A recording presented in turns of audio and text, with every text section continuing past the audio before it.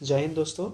इस वीडियो में बिहार दरोगा जो कि एडू गुरुकुल के द्वारा निकाला गया प्रैक्टिस सेट है, उसको काफ़ी कम समय में क्विक रिवीजन के तौर पे हम लोग देखेंगे।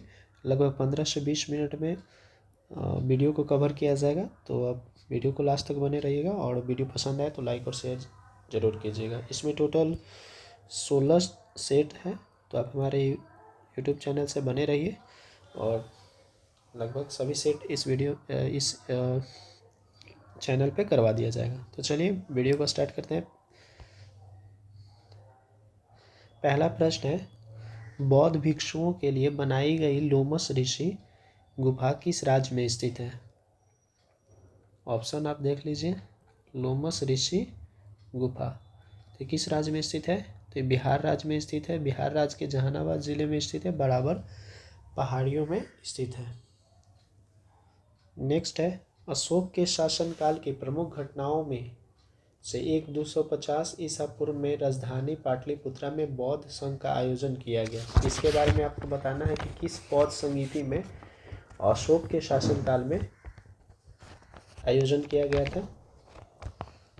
तो आपको पता होना चाहिए कि गौतम बुद्ध की मृत्यु के बाद टोटल 4 बौद्ध संगीतियाँ आयोजित की गई थी। ठीक है, पहला बौद्ध संगीति 483 ईसा पहला बौद्ध संगीति जो हुआ था वो 483 ईसा पूर्व में हुआ था और दूसरा 383 ईसा पूर्व, तीसरा आपका 250 ईसा पूर्व और चौथा हुआ था प्रथम ईसवी शताब्दी में हुआ था। ठीक है, इसका स्थान आप याद रखिएगा, स्थान से भी प्रश्न पूछा जाता है। आप ऐसे शॉर्टकट याद कर सकते हैं, आरवी पीक के। आर से राजगिरी, भी से वैशाली, पाटलिपुत्र, कश्मीर। राजगिरी, वैशाली, पाटलिपुत्र, कश्मीर, आरवी पीक के। और इसके शासक को भी याद कर सकते हैं। शासक को याद करने के लिए बस याद रखिएगा मतलब किसके शासक, उसमें शासक कौन था? तो पहला में अजातशत्रु, दूसरा कालाशोक, तीसरा अशोक और चौथा था कनिष्क। ठीक है, तो टोटल 4 बौद्ध संगीतियाँ आयोजित किया गया था। इसमें कुछ पॉइंट्स याद रखिएगा इससे संबंधित, जैसे कि प्रथम बौद्ध संगीति में सूत पिटक और विनय पिटक की रचना हुआ था। विनय पिटक, सूत पिटक में किस चीज़ से संबंधित है? तो बुद्ध के इसमें उपदेश दिया गया है। और विनय पिटक में नियम संबंधी जानकारी मिलता है। और एक था अभिधम पिटक जिसकी रचना तृतीय बौद्ध संगीति में किया गया था और इसमें दार्शनिक व्याख्या का वर्णन मिलता है। तो टोटल 4 बौद्ध संगीतियाँ हुआ था। ठीक है, और इसमें आपको अध्यक्ष भी याद कर सकते हैं। प्रथम में था मोगली महाकश्यप,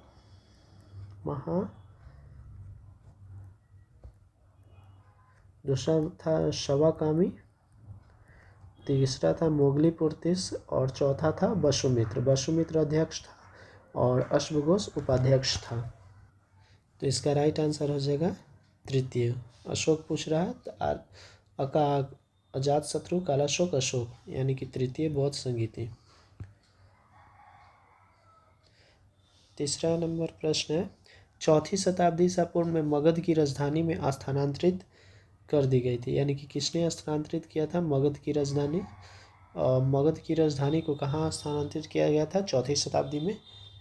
तो पाटलिपुत्र। शिशुनाग ने 413 ईस्वी पूर्व लगभग अपनी राजधानी राजगिरी बनाया और उसके बाद में पाटलिपुत्र, जो वर्तमान में पटना के नाम से जानते हैं। तो इसका आंसर हो जाएगा पाटलिपुत्र। चोल वंश के अंतर्गत किसानों की बस्तियों को किस नाम से जाना जाता था? तो चोल वंश के अंतर्गत किसानों की बस्तियों को हम लोग बोलते थे, उस टाइम बोला जाता था ऊर। ठीक है, और गांव के समूह को बोला जाता था नाडू।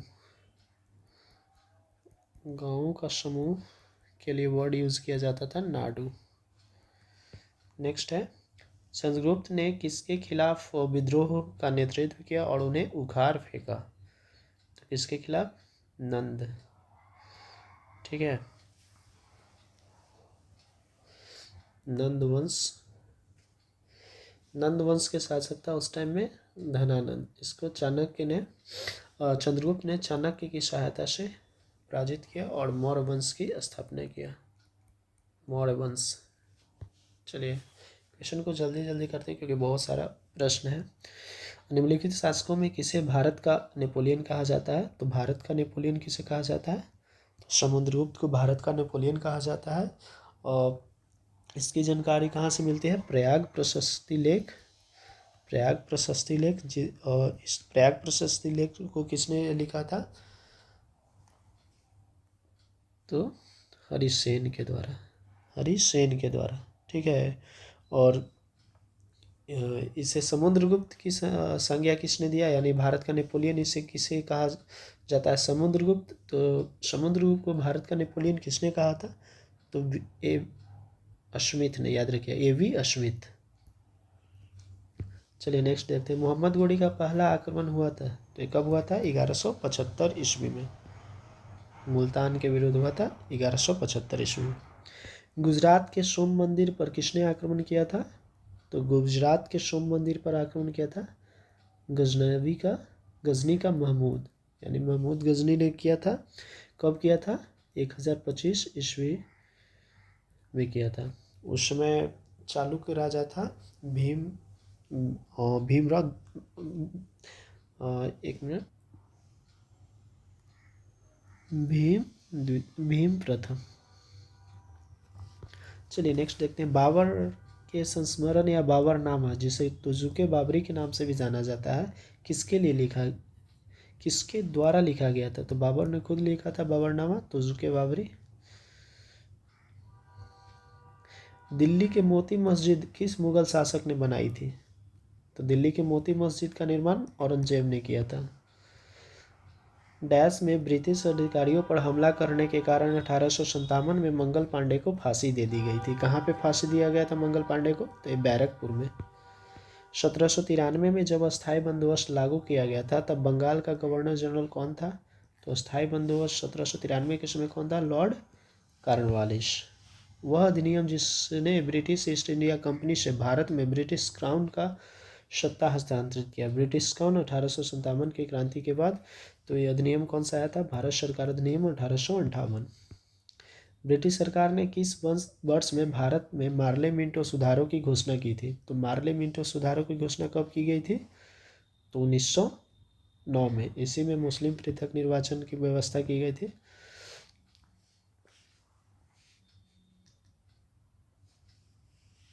लॉर्ड कर्जन का संबंध निम्न में से किस घटना से है? तो लॉर्ड कर्जन का संबंध निम्न में से किस घटना से है आपको बताना है? तो बंगाल विभाजन से है 1905 में, याद रखना है। 1917 में महात्मा गांधी ने गुजरात के खेड़ा जिले में सत्याग्रह का समर्थन किया था।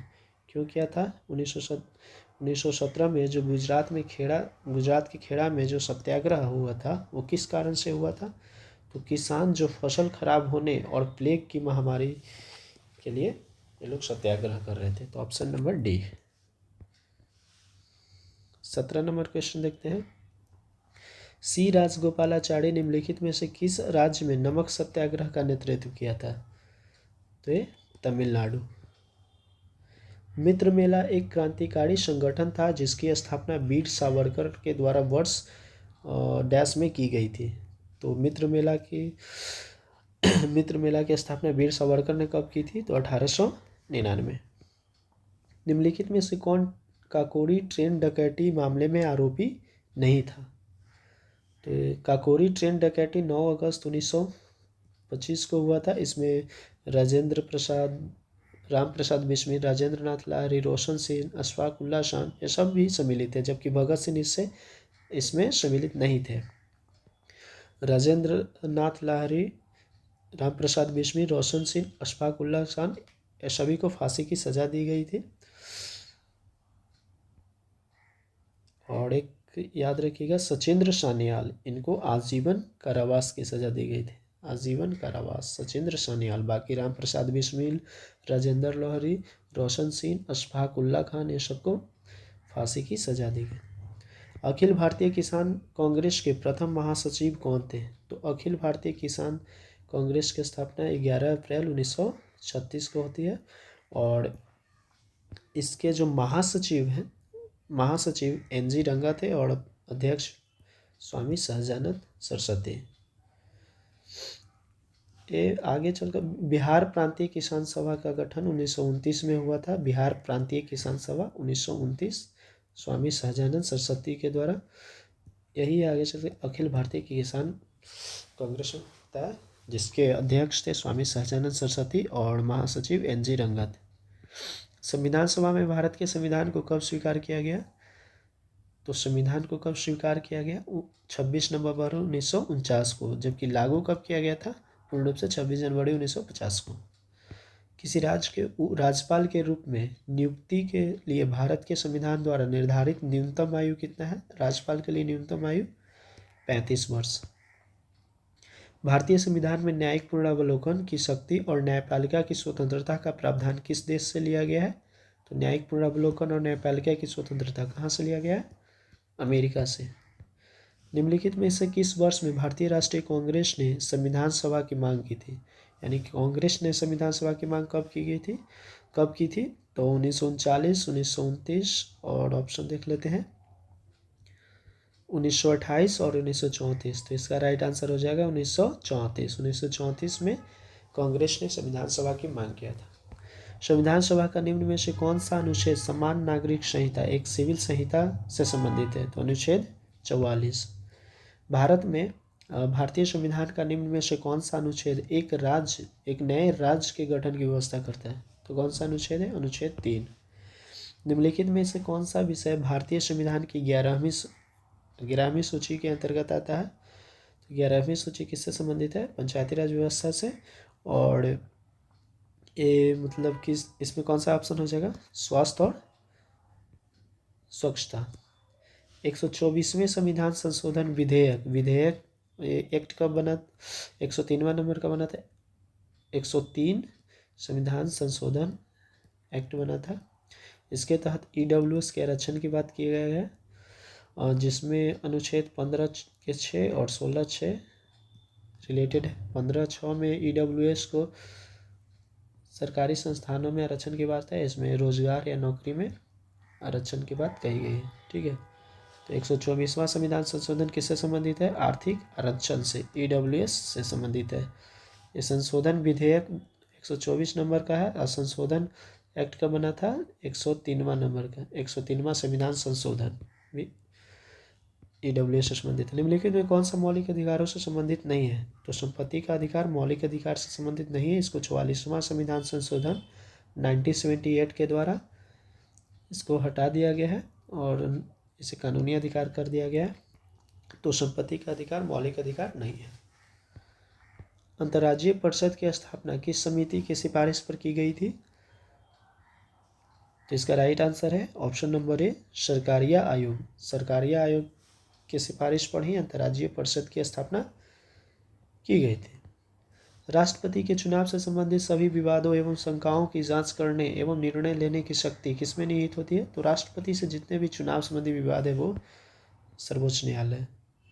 Option number C. अध्यादेश की घोषणा करने की शक्ति निम्न में से किसके पास है? तो अध्यादेश की शक्ति किसके पास है? तो राष्ट्रपति। अनुच्छेद 123। निम्नलिखित में से कौन कभी भारत के उपराष्ट्रपति नहीं बने?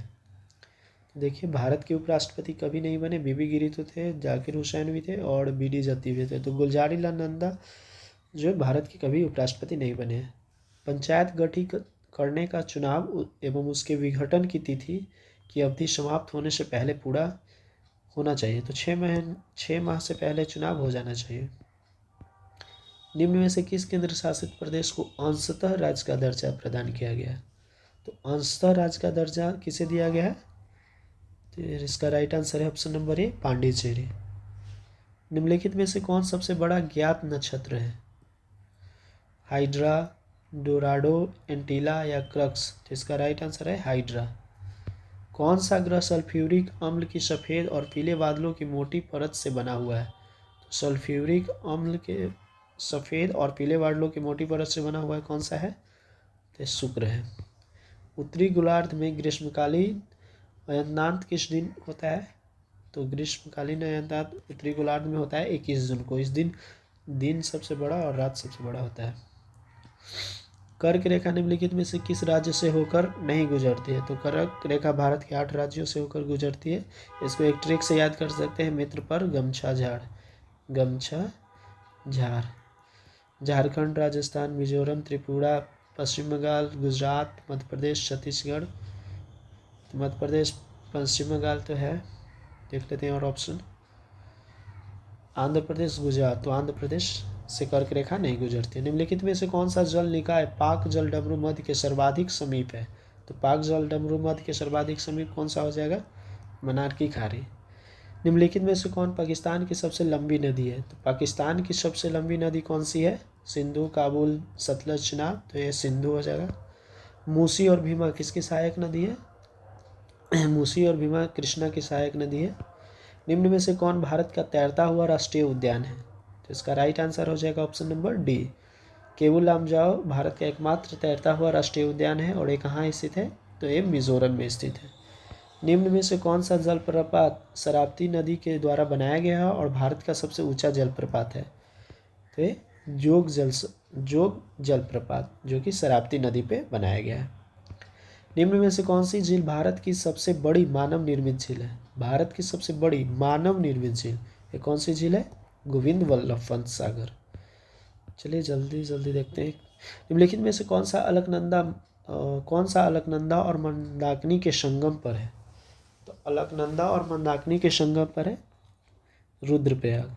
देवप्रयाग में अलकनंदा और भागीरथी, नंदप्रयाग में अलकनंदा और नंदाकिनी, और विष्णुप्रयाग में अलकनंदा और धौलीगंगा के आपस में मिलता है।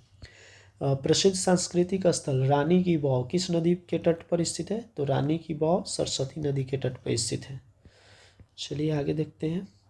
निम्नलिखित में कौन सी नदी अरब सागर में नहीं मिलती है? तो अरब सागर में साबरमती मिलती है, सिंधु, ताप्ती, सब। गोदावरी जो है ये बंगाल की खाड़ी में गिरती है, तो ये गोदावरी अरब सागर में नहीं गिरती है। तो इसका राइट आंसर ऑप्शन डी हो जाएगा। डैश जल संधि भूमध्य सागर को अटलांटिक महासागर से जोड़ती है? तो भूमध्य सागर को अटलांटिक महासागर से कौन सी जल संधि जोड़ती है? तो इसका राइट आंसर हो जाएगा ऑप्शन सी, जिब्राल्टर। कठोर मिट्टी पर एक मृत कीट के शरीर के अंग की छाप एक उदाहरण है, किसका उदाहरण है? तो कठोर मिट्टी पर एक मृत कीट के शरीर का अंग का छाप हो जाएगा जीवाश्म का उदाहरण। लॉरेंज वक्र क्या दर्शाता है? तो ये आय के वितरण से संबंधित है।